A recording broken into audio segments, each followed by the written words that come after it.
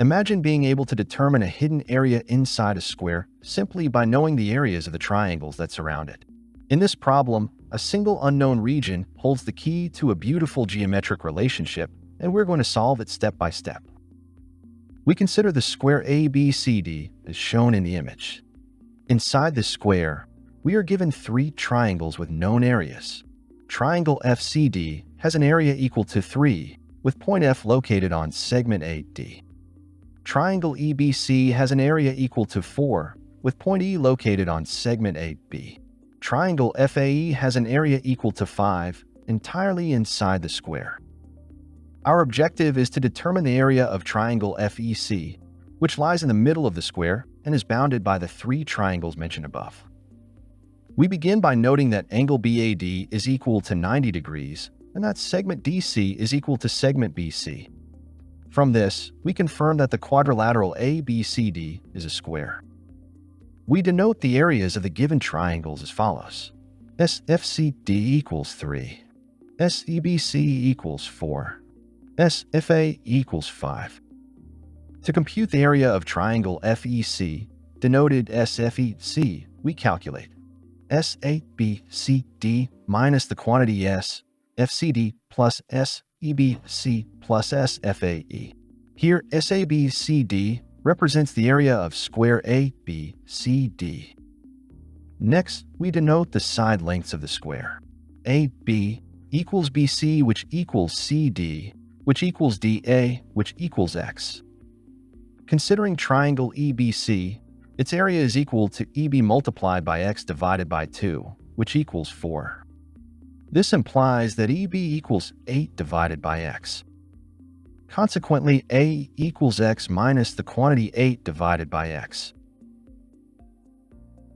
Now, by considering triangle FCD, its area is equal to FD multiplied by X divided by 2, which equals 3. This implies that FD equals 6 divided by X. Consequently, FA equals X minus the quantity 6 divided by X. Now, if we consider triangle FAE, we'll find that its area is equal to the product of X minus 8 divided by X and X minus 6 divided by X, all divided by 2, and this area equals 5. This implies the equation x to the power of 2 minus 8 divided by x multiplied by x to the power of 2 minus 6 divided by x equals 10. Expanding this expression gives x to the power of 4 minus 14 multiplied by x to the power of 2 plus 48, all divided by x to the power of 2 equals 10. This leads to the quartic equation. X to the power of 4 minus 24 multiplied by x to the power of 2 plus 48 equals 0. Now to solve this equation, we perform the variable substitution u equals x to the power of 2. This yields the quadratic equation. U to the power of 2 minus 24 multiplied by u plus 48 equals 0. This equation admits two solutions.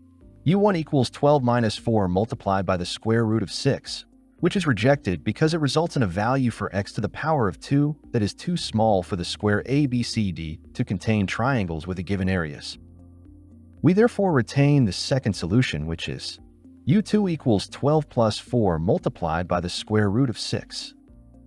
So x to the power of 2 equals 12 plus 4 multiplied by the square root of 6. Thus, the area of the square is SABCD equals 12 plus 4 multiplied by the square root of 6. Now we compute SFEC equals SABCD minus SFCD plus SEBC plus SFAE. Therefore, SFEC equals 12 plus 4 multiplied by the square root of 6 minus 3 plus 4 plus 5, which simplifies to SFEC equals 4 multiplied by the square root of 6. By carefully expressing the areas of the internal triangles and linking them through algebraic relations, we determine the exact area of the central triangle FEC. This elegant result highlights the power of geometric reasoning. If you found this breakdown helpful, make sure to like the video, subscribe to the channel, click the notifications bell, and leave a comment telling us which geometric problem you want to see solved next. Beside that, if you truly enjoy this kind of educational content, and you want to take your own YouTube journey to the next level, I invite you to check out vidIQ using the link in the description. vidIQ is an all-in-one solution designed specifically for YouTube creators. It allows you to schedule and publish posts directly on YouTube, analyze your channel's growth with detailed insights, generate thumbnails, create video scripts, and access a wide variety of other powerful tools all in one place.